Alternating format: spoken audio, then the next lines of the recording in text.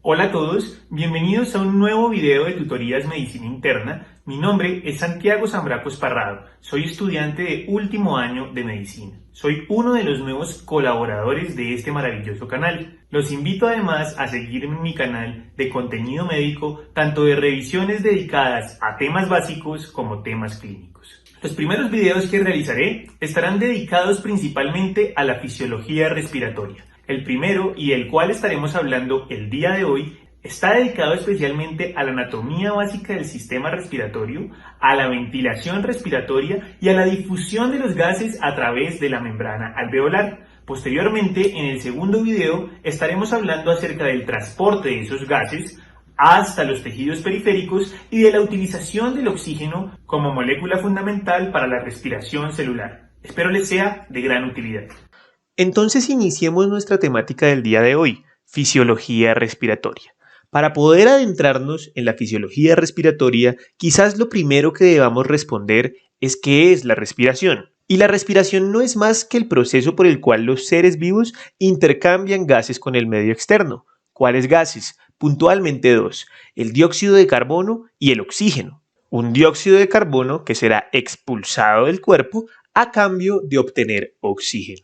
¿Y por qué respiramos? Por dos razones. La primera de ellas, para poder obtener energía en forma de ATP con ayuda del oxígeno y para eliminar el dióxido de carbono. El oxígeno nos permite obtener el ATP porque es la última pieza del gran rompecabezas de la maquinaria celular para sintetizar estas moléculas de ATP. Y el dióxido de carbono, por su parte, debe ser eliminado porque en altas concentraciones es altamente tóxico. Entonces, a grosso modo, eso es la respiración. Sin embargo, ahora que vamos a decidir profundizar en lo que es la fisiología respiratoria, debemos comprender cuáles son las fases de la respiración. De esta forma, nos encontramos con 5 fases: la ventilación, la difusión de gases, el transporte de gases, el intercambio gaseoso tisular y finalmente la utilización del oxígeno por los tejidos. Aquí en Tutorías Medicina Interna abordaremos cada una de ellas para comprender en su totalidad el proceso por el cual logramos respirar. Pero antes de poder entender los aspectos fisiológicos, tal vez deberíamos rebobinar y recordar cuáles son las estructuras que están implicadas en la ventilación. Entonces, ¿en dónde ocurre la ventilación? En la vía respiratoria superior e inferior. Como podemos ver en esta imagen, aquello que va a delimitar a la vía respiratoria superior e inferior es el cartílago cricoides. Arriba de este encontraremos la vía superior y debajo de este la vía inferior. Entonces hablemos de algunos aspectos anatómicos muy breves que nos serán útiles más adelante para poder entender los aspectos fisiológicos. La vía respiratoria superior está conformada por las fosas nasales, por el tracto bucal y por la faringe. Esa faringe a su vez se subdivide en nasofaringe, orofaringe y laringofaringe o hipofaringe. Entonces, la nasofaringe no es más que la región más posterior de la cavidad nasal, la orofaringe es la región posterior de la cavidad oral y la laringofaringe es la región inmediatamente inferior a la orofaringe que va a dar entrada hacia la laringe, que esta es la puerta a la vía propiamente respiratoria. Inferior a la orofaringe podemos encontrar dos posibles conductos: el esófago, que se encuentra posteriormente, y la laringe, que si seguimos su camino dará lugar a lo que es la tráquea. Entonces, cuando el aire entra, puede hacerlo a través de la cavidad nasal llegando hasta la nasofaringe o a través de la cavidad oral llegando hasta la orofaringe. Aquí se encuentran y siguen su camino a través de la laringofaringe para luego ingresar a través de la laringe y seguir su camino hacia la vía respiratoria inferior. Cuando alcanzamos la laringe, nos encontramos con que esta es una estructura predominantemente cartilaginosa y a su vez está conformada por distintos tipos de cartílagos. Así podemos encontrar la epiglotis, El cartílago tiroides, también conocido popularmente como la manzana de Adán, el cartílago cricoides, que es el límite inferior de la vía respiratoria superior, y al interior, hacia la luz de la vía aérea, los cartílagos aritenoides, que en su porción más distal dan lugar a los cartílagos corniculados. La principal función de la laringe radica en ser capaz de alejar la comida de la vía aérea y de producir la fonación. Ahora, ¿cómo logramos que la comida que digerimos no se vaya por la vía aérea? Eso lo logramos gracias al cartílago epiglotis. La epiglotis, como podemos ver en esta imagen, cierra el camino a través de la vía aérea durante la deglución y en el momento de la respiración, cuando inspiramos, abre la vía aérea permitiendo que el aire pase. Si nosotros viéramos la vía aérea superior a través de un corte transversal, que es probablemente como lo veríamos a través de una nasolaringoscopia, podríamos encontrar los cartílagos ubicados de esta forma, la epiglotis anteriormente, los cartílagos corniculados que dijimos que eran la porción final de los cartílagos aritenoides, y encontraríamos también las cuerdas vocales que pueden ser o falsas o verdaderas y que no son más que pliegues que a través de la vibración permiten que se produzca la fonación. Las cuerdas vocales junto a los cartílagos aritenoides forman la estructura más estrecha de la luz laringea, que es lo que conocemos como la glotis. Ahora, una vez hemos superado a la laringe y hemos alcanzado la tráquea, nos encontramos en la vía respiratoria inferior. La vía respiratoria inferior a su vez se subdivide en la tráquea, los bronquios, los bronquiolos y finalmente los alveolos. La tráquea, como podemos ver en esta imagen, es un tubo que se continúa desde la laringe hasta la división en bronquios primarios y que está compuesto por 15 a 20 anillos cartilaginosos en forma de C o de U, algunos le dicen. Si nosotros hiciéramos un corte transversal de la tráquea, encontraríamos lo que vemos en esta imagen.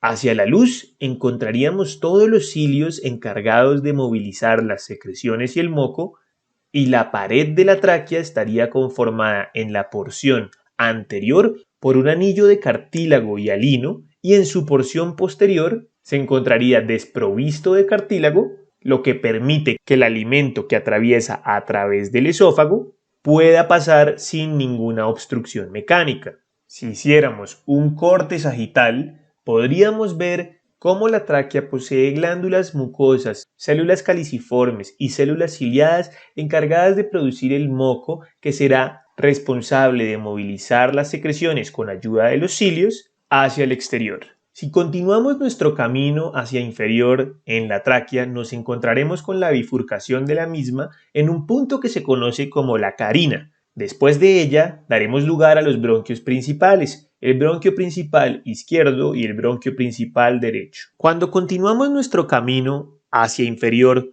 por la tráquea, nos encontramos entonces con esa bifurcación en dos bronquios principales, el bronquio principal izquierdo y el bronquio principal derecho. Pero estos bronquios a su vez se van a subdividir más en lo que conoceremos como los bronquios lobares. Y los bronquios lobares reciben ese nombre porque son los que van a llevar el aire a los lóbulos pulmonares.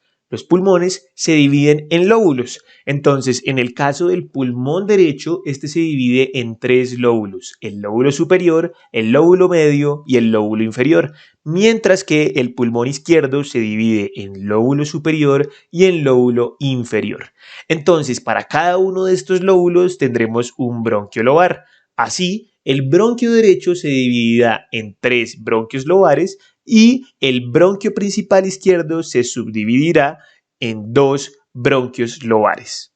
Ahora se torna un poco más complejo porque cada uno de los lóbulos pulmonares está compuesto por segmentos. Eso quiere decir que cada uno de los bronquios lobares volverá a subdividirse en lo que serían los bronquios segmentarios. Y estos bronquios segmentarios llevarán el aire a cada uno de estos segmentos. De esta forma, para el lóbulo superior derecho se subdividirá en tres bronquios segmentarios. Para el lóbulo medio se subdividirá en 2 bronquios segmentarios y para el lóbulo inferior se subdividirá en 5 bronquios segmentarios, dándonos un total de 10 bronquios segmentarios para el pulmón derecho.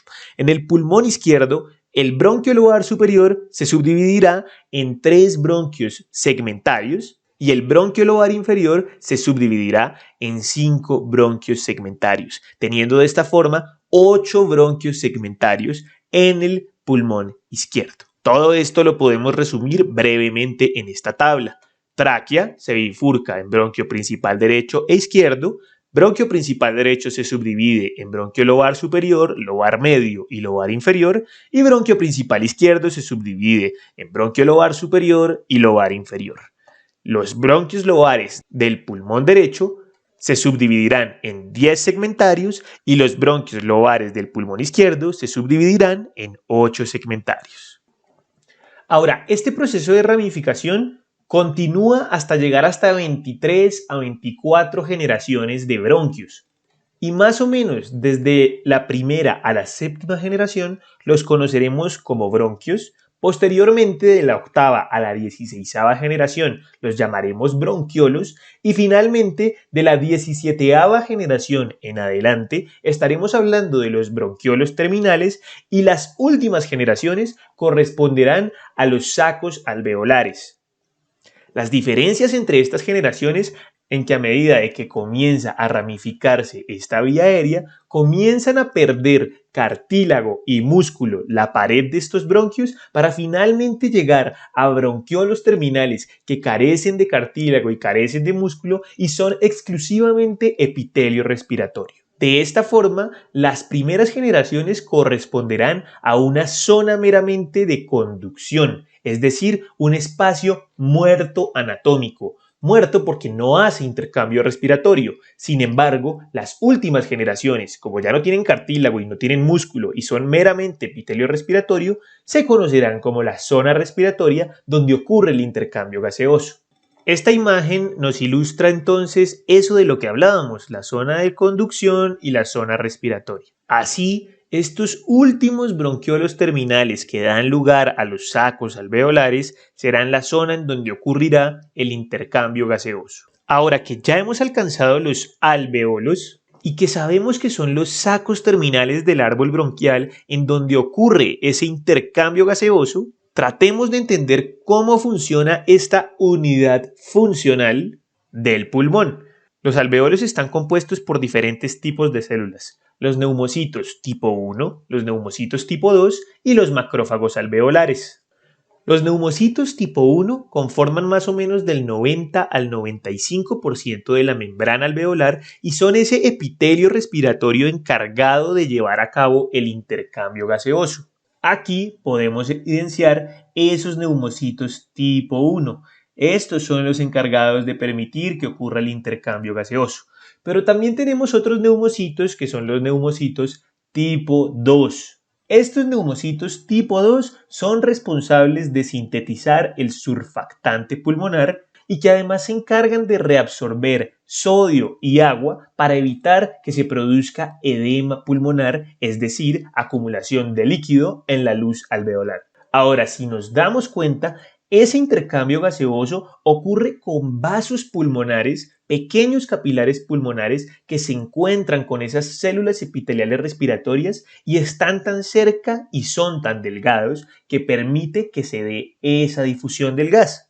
Y de esta forma completamos los aspectos anatómicos básicos que necesitaremos para poder entender la fisiología respiratoria. Entonces ya hablamos de mucha anatomía. ¿Por qué no hablamos ahora sí de cómo fisiológicamente hacemos la primera fase de la respiración, que es la ventilación? Entonces, ¿cómo funciona la mecánica ventilatoria? La mecánica ventilatoria se divide a grosso modo en dos procesos, la inspiración y la expiración. La inspiración no es más que el proceso por el cual entra aire lleno de oxígeno a los pulmones, mientras que la expiración es el proceso por el cual sale el aire lleno de dióxido de carbono. Entonces comencemos hablando de la inspiración. Para que el cuerpo pueda lograr que ingrese aire desde afuera hacia los pulmones, debe generar de alguna u otra forma una fuerza de succión que atraiga el aire que se encuentra afuera hacia el interior. Para ello vamos a tener que usar dos variables importantes, la presión atmosférica y la presión intrapulmonar. Si la presión intrapulmonar es menor a la presión atmosférica, lo que va a ocurrir es que por gradiente de presiones el aire va a tender a entrar al interior de los pulmones para intentar equilibrar estas presiones. Por lo tanto, para poder inspirar necesitamos que la presión intrapulmonar sea menor a la presión atmosférica. La presión atmosférica, o sea, una atmósfera, es igual a 760 milímetros de mercurio. Para poder lograr la inspiración, la presión intrapulmonar debe alcanzar una presión de 757 milímetros de mercurio. ¿Y eso cómo lo logra? Para poder disminuir la presión en los pulmones, se hace un aumento del volumen pulmonar. Si el volumen pulmonar aumenta, las moléculas que se encuentran en los pulmones chocan menos veces contra la pared, que es la definición de presión. Entonces, si yo aumento el volumen pulmonar, la presión va a disminuir. Ahora, ¿cómo puedo hacer yo para que el volumen pulmonar aumente? Con ayuda del músculo más importante de la ventilación, que es el diafragma. El diafragma, al contraerse, lo que va a hacer es descender. Y su descenso va a ampliar el volumen de la cavidad torácica, permitiendo que la presión intrapulmonar disminuya y facilitando la entrada del aire hacia los pulmones. No obstante, el diafragma no es el único músculo respiratorio de la inspiración. Tenemos también a los músculos intercostales externos, a los músculos intercostales paraesternales, que juntos su función va a ser elevar las costillas para así ampliar la cavidad torácica y disminuir todavía más la presión. Ahora, si una persona hace una inspiración forzada, va a hacer uso de los músculos accesorios de la inspiración, que son los músculos escalenos, los esternocleidomastoideos, el dorsal ancho, el pectoral mayor, el pectoral menor, los músculos serratos y el trapecio. Que la contracción de todos estos va a ampliar todavía más la cavidad torácica, facilitando que entre todavía más aire. Entonces, es así como vemos en esta imagen, en las flechas azules, cómo esos músculos de la inspiración y los músculos accesorios, al contraerse, lo que van a hacer es ampliar el tamaño de la cavidad torácica. Ya que, por ejemplo, si las costillas se elevan, la cavidad torácica se expande en un sentido lateral, y si el esternón gira hacia arriba, la cavidad torácica se expandirá en sentido anterior. Como decíamos, la presión intrapulmonar debe ser de 757 milímetros de mercurio, es decir, estar 3 por debajo de la presión atmosférica para que el aire entre en los pulmones. Y eso entonces sería la inspiración. Ahora, ¿cómo es la expiración? La expiración es el proceso totalmente contrario. Entonces ahora lo que nosotros vamos a buscar es que la presión intrapulmonar sea mayor a la presión atmosférica, de tal forma que el aire tienda a salir de los pulmones por gradiente de presiones. Entonces, para ello vamos a buscar que la presión intrapulmonar sea de 763 milímetros de mercurio, siendo mayor que la presión atmosférica, y para ello usaremos nuevamente al diafragma. Sin embargo, esta vez el diafragma no se va a contraer, sino que se va a relajar, y su relajación lo que produce es un ascenso del diafragma. Con ello el volumen pulmonar se disminuye, aumenta la presión y facilita la salida del aire por fuera de los pulmones. Así como en el caso de la inspiración, también tenemos músculos de la expiración, pero aquí hay que hacer una aclaración. La inspiración, a diferencia de la expiración, es un proceso activo, es decir, requiere gasto de energía. ¿Por qué? Porque se está contrayendo el músculo del diafragma, está gastando energía para la contracción muscular, mientras que en la expiración es un proceso pasivo porque no requiere la contracción de ningún músculo, sino solo su relajación, y además se ve favorecido por la elasticidad pulmonar. Este concepto lo iremos hablando un poco más adelante, pero tengámoslo en mente. Ahora, también contamos con músculos accesorios para hacer una expiración forzada. Y cuando hablamos de expiración forzada, en este caso sí habría gasto de energía, pero una expiración en reposo no tendría por qué gastar energía. Los músculos accesorios son los rectos abdominales, los músculos oblicuos mayores, menores y transversos, y los músculos intercostales internos. Así, en esta misma imagen, ahora en las flechas verdes, podemos apreciar cómo esos músculos intercostales internos, rectos abdominales y oblicuos abdominales favorecen que el diafragma se eleve, disminuya el volumen pulmonar y aumente la presión intrapulmonar. Así, si las costillas se comprimen, la cavidad torácica se estrecha. De igual forma, si el esternón gira hacia abajo, la cavidad torácica va a contraerse en sentido posterior, disminuyendo el volumen de la cavidad torácica. Y de esta forma la presión intrapulmonar aumenta 3 milímetros de mercurio por encima de la presión atmosférica, haciendo que el aire salga de los pulmones. De esta forma la ventilación se resume en esta imagen. En reposo, la presión atmosférica y la intrapulmonar son iguales, por lo tanto no hay flujo de aire. Cuando el diafragma se contrae, desciende, aumenta el volumen pulmonar, disminuye la presión intrapulmonar, lo cual favorece el gradiente de presiones, haciendo que el aire entre a los pulmones. Y finalmente, cuando el diafragma termina por relajarse, asciende nuevamente, reduce el volumen de la cavidad pulmonar, aumenta la presión intrapulmonar y favorece la salida del aire. Y este círculo vicioso se repite varias veces para permitir que ocurra el proceso fisiológico de la ventilación.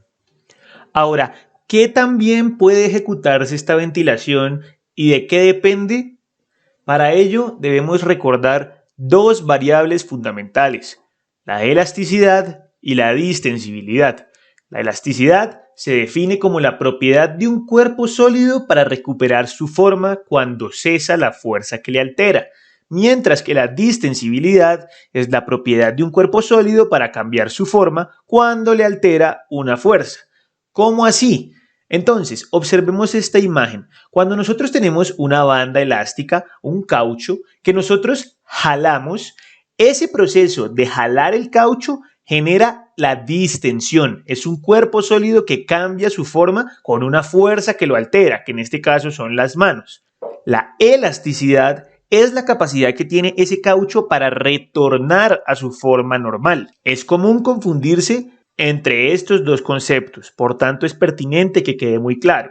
De esta forma, la distensión sería una propiedad que favorece a la inspiración, mientras que la elasticidad sería una propiedad que favorece a la expiración. Ahora, vale la pena preguntarse por qué el tejido pulmonar es elástico. Y basta entonces con ver la fotografía de un pulmón. Cuando uno ve un pulmón y ve todo este tejido de color salmón, de color rosa, pues no es muy claro realmente este tejido a qué corresponde. Pues cuando miramos toda la anatomía, realmente de lo que habíamos hablado era de bronquios, bronquiolos, sacos alveolares, pero todo esto que rodea al parénquima pulmonar, ¿qué es? Entonces, esto que estamos viendo en color salmón, color rosa, no es más que tejido conectivo pulmonar.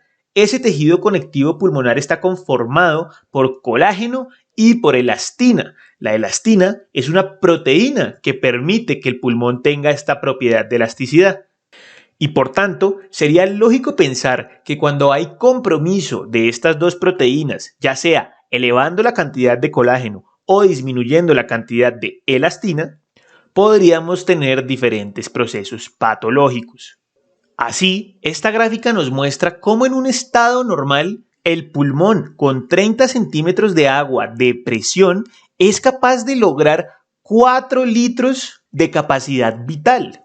Pero si lo comparamos con situaciones patológicas como el enfisema o la fibrosis, esto varía. Entonces, el enfisema, que es una condición patológica donde las membranas alveolares se rompen y tenemos un compromiso de la elastina, lo que va a ocurrir es que los pulmones difícilmente pueden aplicar su propiedad de elasticidad y por lo tanto les va a costar mucho trabajo retornar a su estado normal. Luego la expiración no va a ocurrir fácilmente y el aire va a quedar atrapado dentro de los pulmones. Eso es lo que ocurre brevemente en el enfisema.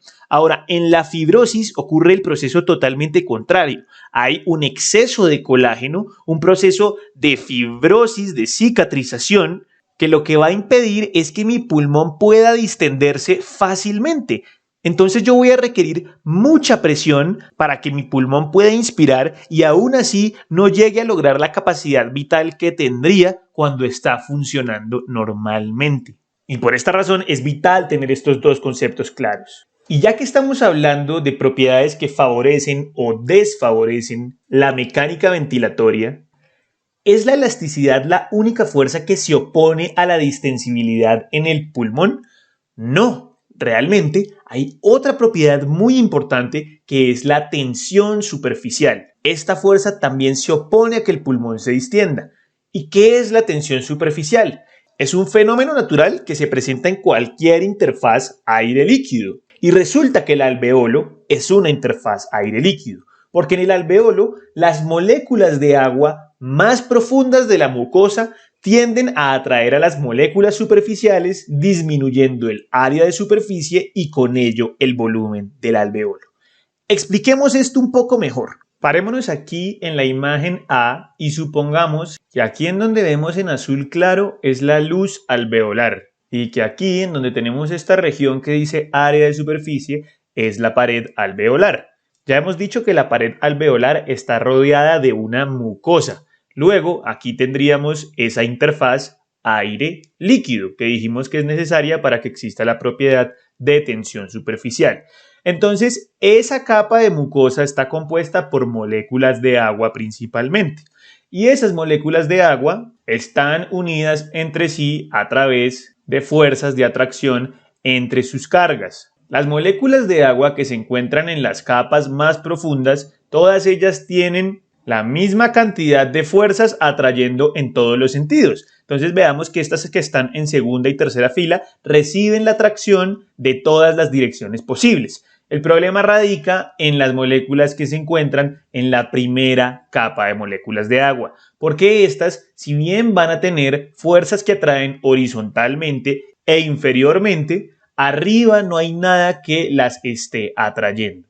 Entonces, como no hay nada arriba que genere la atracción de estas moléculas de agua, luego las fuerzas que jalan hacia abajo a las moléculas de agua se las van a llevar hacia abajo. Entonces, siempre va a existir una tendencia a que la capa más superficial tienda a hacerse más chiquita, tal y como estamos viendo. La molécula de agua se baja, aquí quedan estos espacios y rápidamente las fuerzas laterales se atraen y cierran el área de superficie. Entonces, ¿esto en qué se traduce? Que si este ciclo continúa, finalmente lo que va a pasar con esa luz alveolar es que va a colapsar, porque cada vez el área de superficie es más pequeña. Entonces la tensión superficial siempre va a favorecer que el alveolo colapse. Pero si el alveolo está destinado a colapsar, ¿cómo hacemos entonces para vivir? ¿Cómo hacemos para que esos alveolos permanezcan abiertos? Entonces, para ello existe una sustancia que se conoce como el surfactante pulmonar. Entonces, el surfactante lo que nos permite es que esos sitios que quedaban disponibles después de que las moléculas de agua se habían bajado sean ocupados. Y si son ocupados, pues esas fuerzas laterales que finalmente iban a cerrar el área de superficie, pues ya no lo van a poder hacer porque el surfactante lo impide. Entonces el área de superficie no disminuye y el alveolo permanece abierto. Si nosotros no tuviéramos surfactante pulmonar, lo que ocurriría es que los alveolos tenderían a colapsar. De esta forma terminamos de estudiar la mecánica ventilatoria y algunas propiedades interesantes que influyen en el funcionamiento de esa mecánica. Pero bueno, ya sabemos cómo llega el oxígeno entonces a los alveolos. La siguiente pregunta es ¿cómo hace para atravesar la membrana alveolar y llegar a los capilares pulmonares? Ese proceso se le conoce como difusión de gases. Listo, entonces para poder hablar de la difusión de los gases, pues tenemos que saber cuáles son las estructuras implicadas en esa difusión y cuáles son los determinantes de la difusión de los gases. Entonces hay dos determinantes fundamentales. Las leyes de los gases que aplican en cuanto a presión, en cuanto a volumen, en cuanto a temperatura, y las variables estructurales que hablan propiamente de la membrana alveolar. Entonces, respecto a las leyes de los gases, tenemos cuatro fundamentales que afectan al pulmón: la ley de Boyle, la ley de Charles, la ley de Henry y la ley de Dalton, que en un momento estaremos estudiando cada una de ellas. Y en cuanto a las variables estructurales, tenemos el grosor de la membrana alveolar y el área de superficie de esa membrana alveolar. Y todas estas variables juntas conforman una gran ley que determinará la difusión de gases, que es la ley de Fick. Entonces comencemos hablando primero un poco acerca de las leyes de los gases. Entonces, como dijimos, tenemos a la ley de Boyle, que la ley de Boyle lo que nos dice es que a mayor volumen hay una menor presión. Si vemos esta imagen en donde hay un recipiente en el cual al interior hay moléculas, que en este caso podrían ser moléculas de oxígeno, En el momento en que yo hago que ese recipiente tenga un menor volumen, es decir, que sea más pequeño, lo que va a ocurrir es que las moléculas de oxígeno golpean más entre ellas y a las paredes del recipiente. Esa es la definición de presión. Entre yo más golpee esas paredes, hay mayor presión. Y si el recipiente es más pequeño, pues va a golpear más. Por esa razón, a menor volumen, mayor presión. La segunda ley es la ley de Charles. La ley de Charles lo que nos dice es que a mayor temperatura hay mayor volumen. ¿Y por qué? Porque si nosotros nos damos cuenta en esta imagen, el calor hace que las moléculas se muevan más. Entonces aquí tenemos un recipiente donde no están sometidas al calor las moléculas, se mueven en su estado basal. Pero cuando las sometemos a calor, estas comienzan a movilizarse más y por lo tanto hacen que ese recipiente pueda ampliarse más. De esta forma, la temperatura va a hacer que haya un mayor volumen. Siguiente ley, la ley de Henry. ¿Qué nos dice la ley de Henry? Que la disolución de un gas va a depender de su presión parcial en el aire y de su solubilidad. En otras palabras, lo que la ley de Henry nos va a decir es de qué depende que las moléculas de oxígeno pasen a la sangre. Y depende de dos cosas. Primero, de qué tantas moléculas de oxígeno hayan en la luz alveolar. Entre más hayan, hay mayor presión parcial, por lo cual es más fácil que pasen a la sangre. Y lo segundo es cuál es la solubilidad de la molécula en cuestión para entrar a la sangre. Es diferente la solubilidad que tiene el oxígeno a la que tiene el dióxido de carbono. Para ello, todas estas moléculas ya se les ha calculado un coeficiente de solubilidad.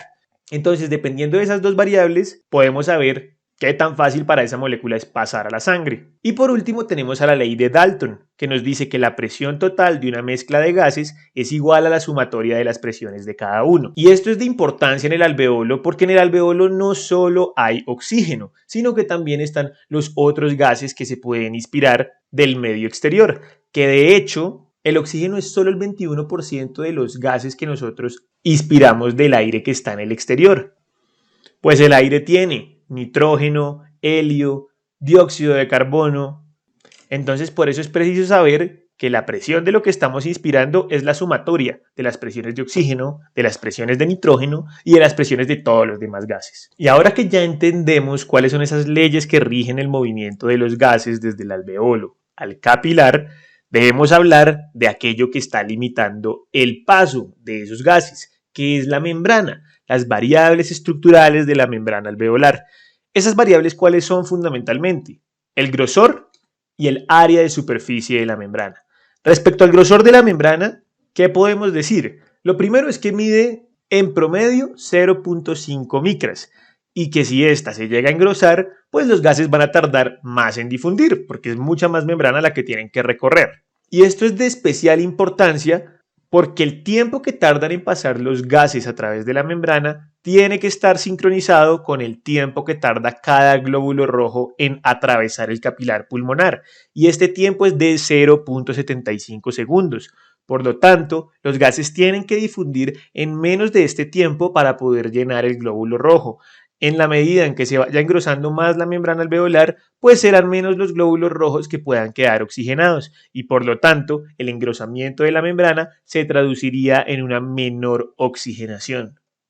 Ahora, en cuanto al área de membrana, el área de membrana en total que poseemos en nuestros pulmones es de 70 metros cuadrados de membrana alveolar, es decir, si nosotros quitáramos todas las membranas alveolares que hay en el pulmón y las uniéramos juntas todas, serían 70 metros cuadrados. Si esas membranas alveolares se rompen, evidentemente va a ser menos la cantidad de gases que pueda llegar a los capilares pulmonares y por lo tanto también se va a traducir en menos oxigenación. Las dos circunstancias que hemos planteado, tanto del engrosamiento como de la ruptura de membrana alveolar, son condiciones patológicas. En el caso del engrosamiento es la fibrosis pulmonar y en el caso de la ruptura de las membranas alveolares es el enfisema pulmonar. Y ya teniendo todo esto claro en nuestras cabezas, entonces podemos entender qué es la ley de Fick. Y la ley de Fick, que es la ley que rige la difusión de los gases, no nos dice nada más que la difusión de un gas a través de una membrana va a ser proporcional a la diferencia entre las concentraciones a ambos lados de la membrana determinadas por presión, volumen y temperatura, que la difusión es proporcional al área de membrana. Si yo tengo mayor área, pues va a haber mayor difusión, que es inversamente proporcional al espesor de la membrana. Si yo tengo una membrana más gruesa, por lo tanto habrá menos difusión, y que cada membrana debe tener un coeficiente de difusión según sus características estructurales, es decir, qué tan soluble va a ser el oxígeno a través de esa membrana alveolar. Y finalmente surge la ecuación, que es precisamente eso que acabamos de decir.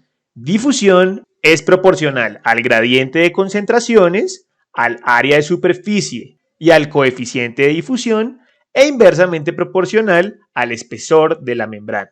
Entonces, definitivamente, si mi gradiente es más grande, pues es más fácil que los gases pasen al otro lado. Si yo tengo mayor área de superficie, pues voy a difundir más, es directamente proporcional. Y si mi coeficiente de solubilidad es mayor, difunde más fácilmente ese gas, pues va a difundir más. Pero si yo lo que tengo es que tengo una membrana más gruesa, eso es inversamente proporcional a que voy a tener menos difusión de gases. A mayor grosor, menor difusión. Y así explicamos la ley de Fick. Pero entonces hemos estado nombrando mucho a la membrana alveolar, pero no tenemos muy claro qué es la membrana alveolar, cuáles son sus características. Entonces aquí tenemos a esa membrana alveolar. ¿De qué está compuesta? Primero de una capa que es la que mira hacia la luz alveolar, que es la capa de líquido alveolar y surfactante. Aquí nosotros tenemos a toda esa mucosa, interfaz líquida que interactúa con el aire, y al surfactante, que es el antagonista de la tensión superficial.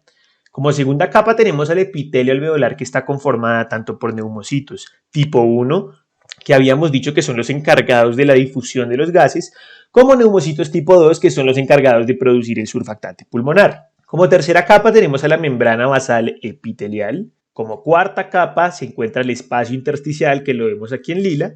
Y ya en la quinta y sexta capa hablamos puntualmente del capilar pulmonar.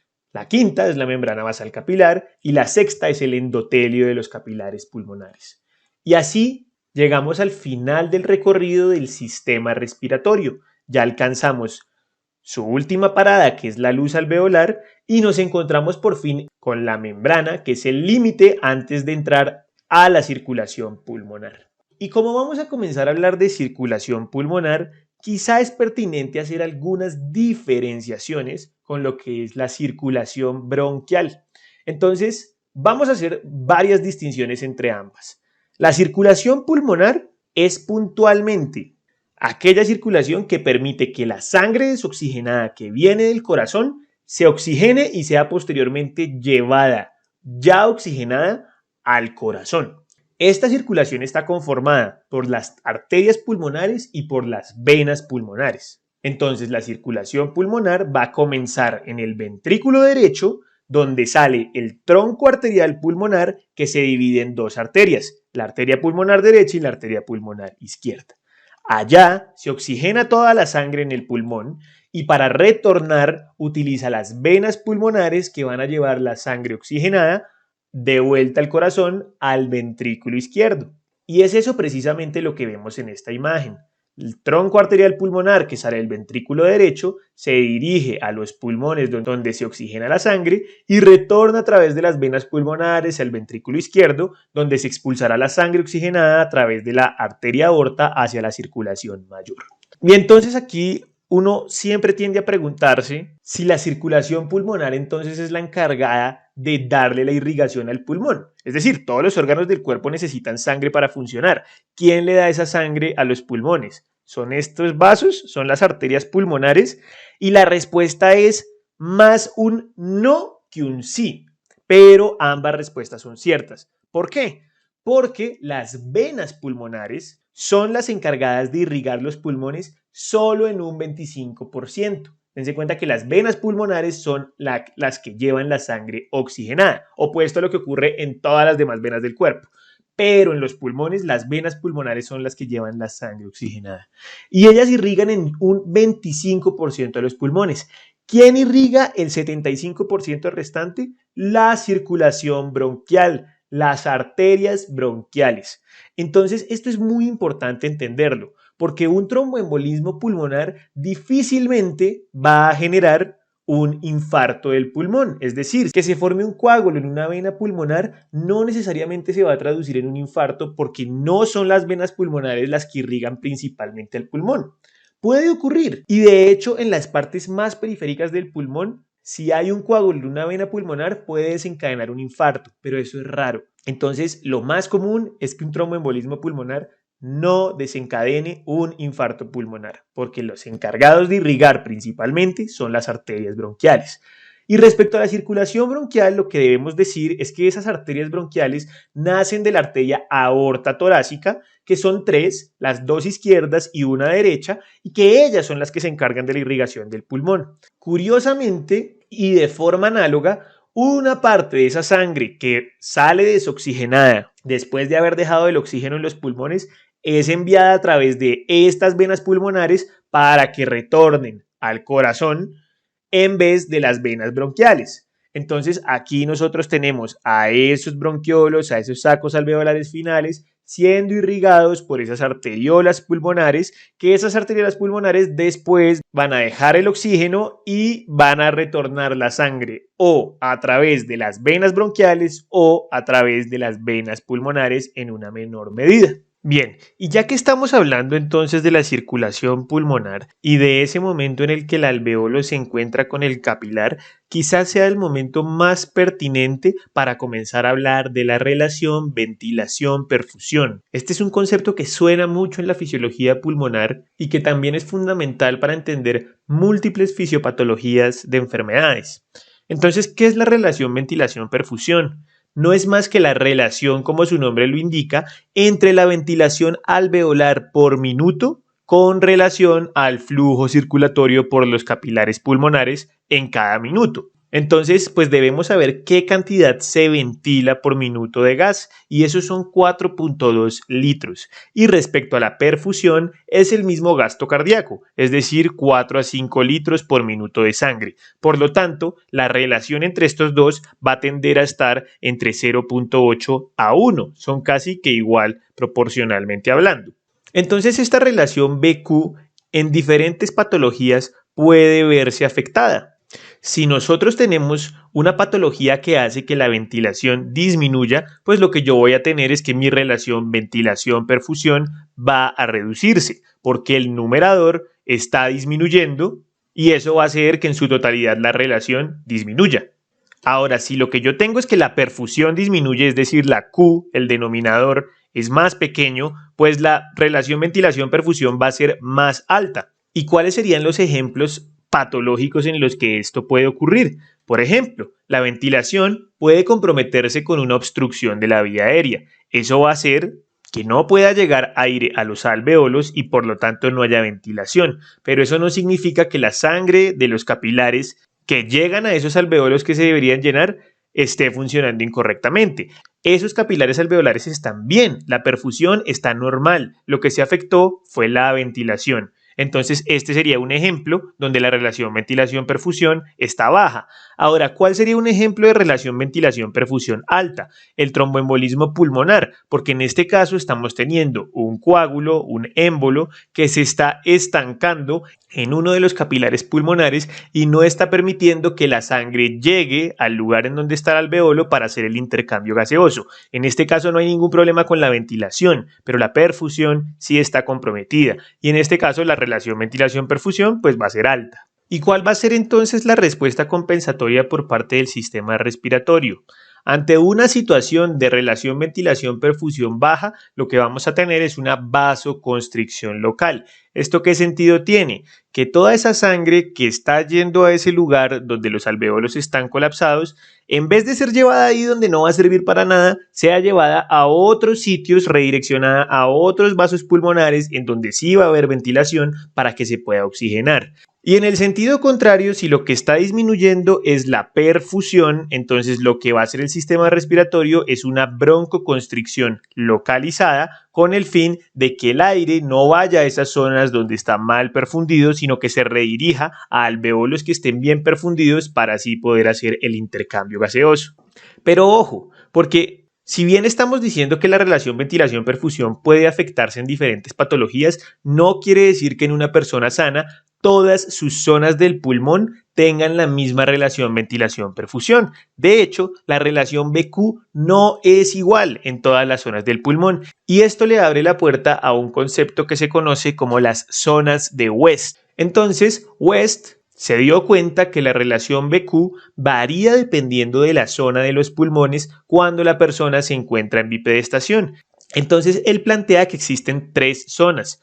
Una zona 1 que corresponde a los ápices pulmonares, la parte más alta del pulmón, una zona 2 que son los lóbulos intermedios y una zona 3 que son las bases pulmonares. En la zona 1 que son los ápices pulmonares, la relación BQ va a ser mayor a 1. ¿Esto qué quiere decir? Que es una zona que es mal perfundida, donde los capilares pulmonares tienden a estar constreñidos, no tienden a perfundir, por lo tanto funciona como un espacio muerto. Acuérdense que un espacio muerto era el lugar por el cual pasaba el aire, pero no había intercambio gaseoso. Entonces está bien ventilado, pero mal perfundida la zona 1. La zona número 2, los lóbulos intermedios, tiene una relación BQ normal. Aquí está igual de perfundido como igual de ventilado. Entonces es la zona en donde más ocurre el intercambio gaseoso.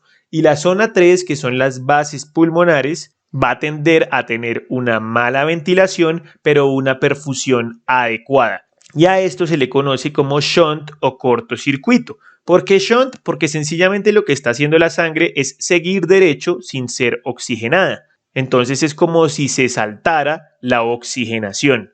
Por esta razón se le llama shunt o cortocircuito. ¿Y a qué se debe esto? A que el aire tiende a acumularse especialmente en las partes más superiores debido a la gravedad. Lo más denso, que en este caso sería el líquido de la sangre, va a tender a estar abajo por gravedad y el aire, que es lo menos denso, va a tender a estar arriba. Entonces, por esta razón, en bipedestación se presentan estas zonas de West con diferentes relaciones ventilación-perfusión. Entonces, si nosotros viéramos eso en una imagen y tratáramos de esquematizarlo, siendo este un pulmón, pues aquí, que es el ápice pulmonar, estaríamos hablando de la zona 1 de West, donde hay muchísimo aire, pero hay mala perfusión. Entonces, la presión alveolar va a ser tanto mayor que la presión arterial que la presión venosa. El alveolo bien ventilado le gana a la perfusión. Entonces, así es como lo veríamos.